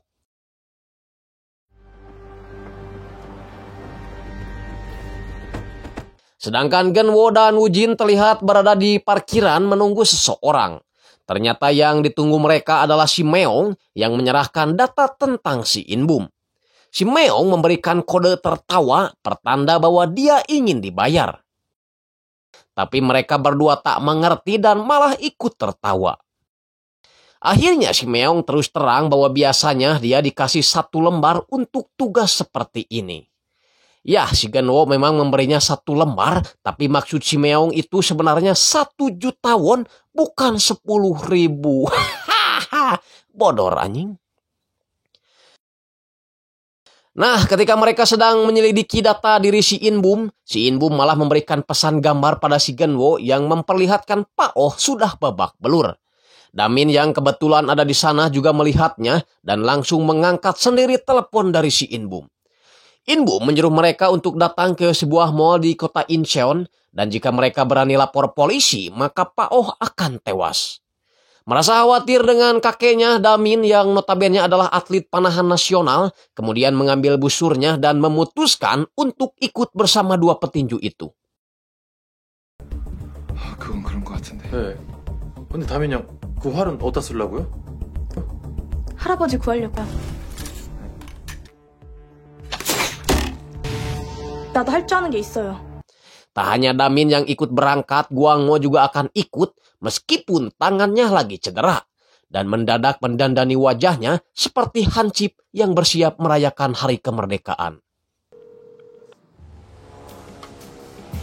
Setelah sampai di TKP, mereka segera membagi tugas. Genwo dan Wojin masuk ke pintu depan, sedangkan Guangmo dan Damin akan berjaga-jaga di atas gedung. Genwo dan Wojin berjalan dengan gagah berani dan langsung menghajar anak buah si Kim satu persatu.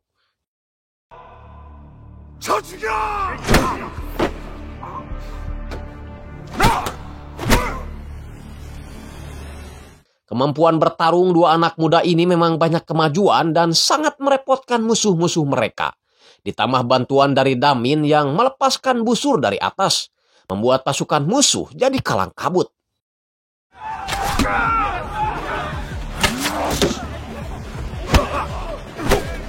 저 파란 거 저 파란 거.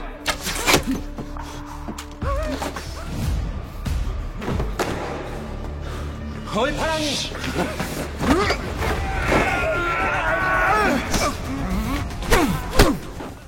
Melihat pasukannya banyak yang tumbang, Bum akhirnya turun tangan dan langsung merasakan bagaimana dahsyatnya pukulan si Genwo.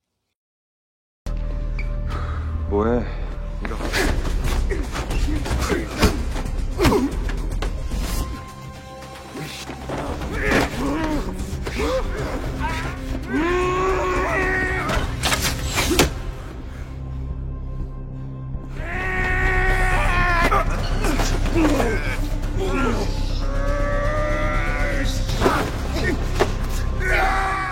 Wojin segera datang membantu.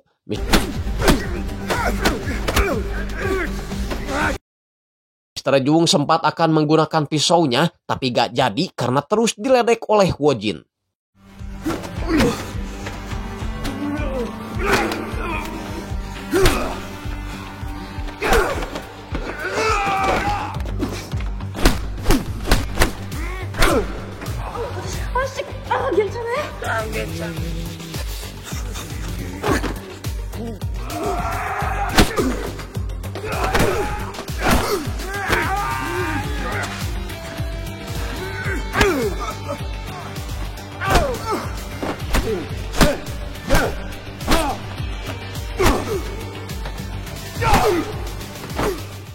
Setelah melalui pertarungan yang sangat sengit, kedua petinju ini akhirnya bisa memenangkan pertarungan. Setelah itu, Guangmo menginterogasi Mr. Jung agar mau memberitahu di mana Pak Oh berada. Guangmo menancapkan anak panah ke paha Mr. Jung, tapi dia tetap loyal gak mau bicara. Kemudian Guangmo menyuruh juniornya untuk menutup mata dan telinga Damin karena interogasi selanjutnya melibatkan masa depan. Guangmo berniat menusuk kantong menyan Mr. Jung jika dia masih belum mau bicara. Setelah mengetahui lokasi keberadaan Pak Oh, Genwo, Wojin, dan Damin akan pergi ke TKP, sedangkan Guangmo akan menginterogasi si Inbum agar mau memberitahu di mana si Kim menyimpan harta kekayaannya. Di tempat berbeda, Gang Yong, Taeyun, dan Detektif Han masih terus mengumpulkan barang bukti atas kejahatan si Kim. Genwo tiba-tiba meneleponnya, menjelaskan situasi yang sekarang tengah mereka hadapi. Sialnya, Gang Yong malah meminta bantuan si Jaemin agar dia mengumpulkan pasukan untuk menyelamatkan Pak Oh. Jaemin juga akhirnya tahu dua orang yang selama ini membantu Gang Yong untuk mengungkap kejahatan si Kim. Jaemin pun segera melaporkan dua orang itu pada Kim, termasuk para polisi yang akan datang ke tempat Pak Oh disekap. 경찰들 떴다. Alhasil ketika polisi sampai di TKP, mereka tidak menemukan apa-apa. Yakin ada seseorang yang telah membocorkannya. Kembali ke si In Bum yang meskipun disiksa terus-terusan, tapi dia tetap happy dan gak mau memberitahu di mana si Kim menyimpan berangkasnya. Boa edan. Bahkan dia rela menggigit lidahnya sendiri agar tidak bisa bicara, saking setianya dia pada Kim Meong-gim. Membuat si Genwo yang baru datang panik dan langsung menyuruh si Guangmo menelepon ambulan.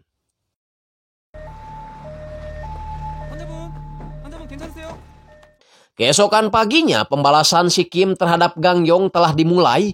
Kim menyuruh satu orang anak buahnya berpura-pura jadi pegawai warung kopi untuk menuangkan racun di minuman kopinya. Dia juga mengirimi Tuan Hong video bugil dirinya yang ternyata masih ada.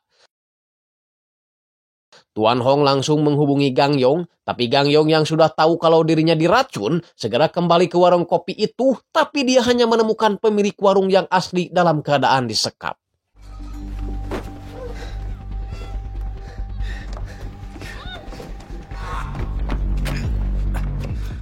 Gang Yong langsung meminta tolong pada warung sebelah agar memberikannya garam dan akhirnya racun itu pun berhasil dimuntahkan. Tak hanya Gang Yong yang jadi sasaran, dua anteknya pun berhasil disingkirkan. Detektif Han dan juga ahli cyber Taeyun.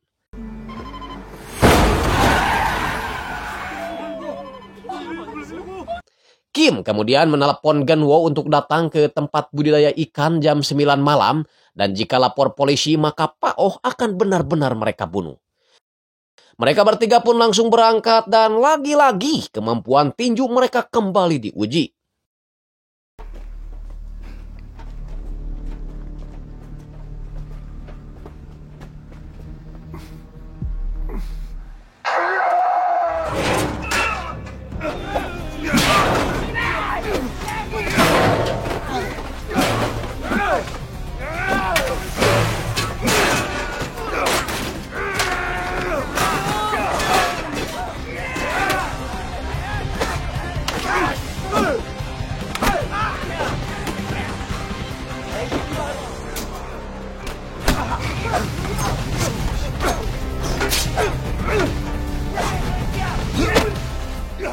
Kim memarahi si Jung Min karena semua anak buahnya tak ada yang bisa mengalahkan dua petinju itu.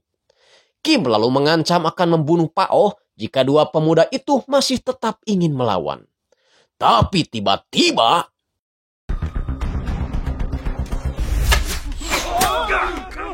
pertarungan kembali dilanjutkan, sedangkan Kim yang terkena panas sidamin langsung dibawa pergi oleh si Jung Min.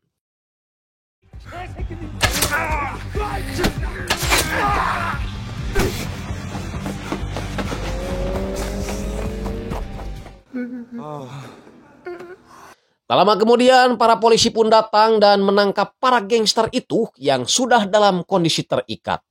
Tak hanya itu, kepolisian juga menangkap supir truk yang tadi siang menabrak si Taeyun. Menggeledah rumah si Kim dan menemukan banyak HP korban. Sampai mereka berhasil mengungkap pengkhianat di tubuh kepolisian.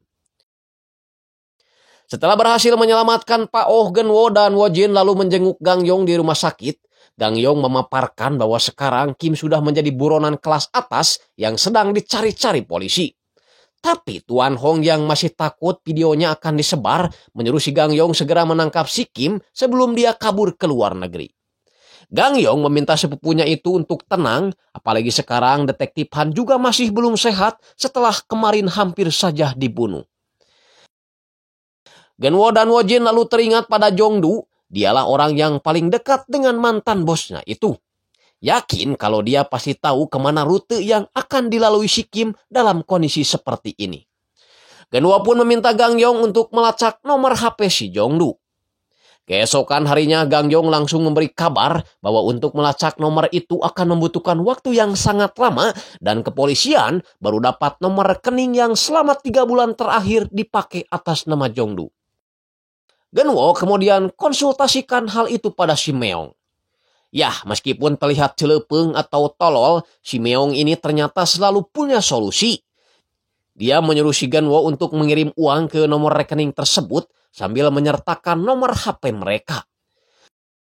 Dan benar saja, tak lama setelah uang itu dikirim, Jongdu langsung menghubungi si Genwo, lalu menanyakan alasan kenapa Genwo mengiriminya uang. Genwo menjelaskan bahwa sekarang Kim sedang diincar polisi, dan Genwo meminta bantuan Jongdu untuk membocorkan kemanakah kira-kira Kim akan melarikan diri. Jongdu bersedia memberitahu asalkan Genwo memberinya imbalan 1 miliar won. Mereka kebingungan karena uang warisan dari Pak Choi hanya berjumlah 300 juta. Itu berarti mereka harus melobi Tuan Hong untuk 700 juta lagi.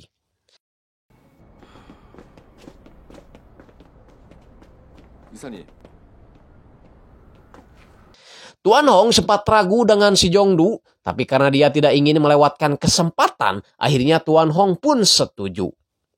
Uang itu langsung ditransfer ke rekening Jongdu, dan mau tidak mau Jongdu harus membantu mereka. Malam harinya Jongdu bergegas menemui kenalannya di pelabuhan, lalu memberitahu Genwo bahwa Kim akan lari ke Vietnam membawa harta kekayaannya dengan nomor kontainer 00 ngegorolong. Jongdu menyarankan agar Genwo tidak terlambat karena kontak yang akan membantu mereka sudah siap di lokasi.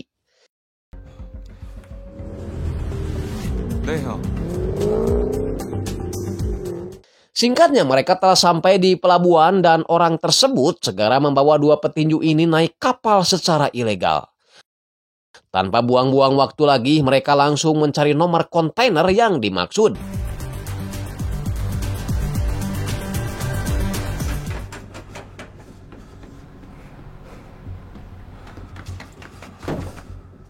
Genwo berhasil menemukan Kim Myong-gil lalu mengejarnya.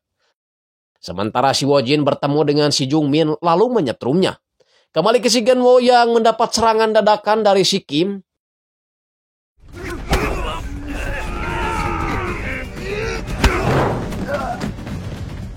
Sementara si Wojin akhirnya bertemu dengan si Bum.